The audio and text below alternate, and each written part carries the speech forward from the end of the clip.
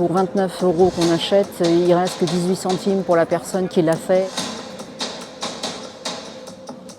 Plus de 1000 ouvriers et ouvrières ont perdu la vie et 2500 ont été blessés dans la chute du Rana Plaza il y a 10 ans au Bangladesh. On n'est pas des personnes qui sont anti-mode, pas du tout. C'est juste de dire on peut combiner un aspect pour le goût, l'esthétique, la mode, le style, tout en ayant une pratique qui soit plus écologique, plus viable et surtout plus responsable vis-à-vis des droits humains. Ce que j'ai quand même appris, c'est le fait que pour 29 € qu'on achète, il reste que 18 centimes pour la personne qui l'a fait. Bon, donc là, c'est quand même assez impactant en termes humains, c'est touchant.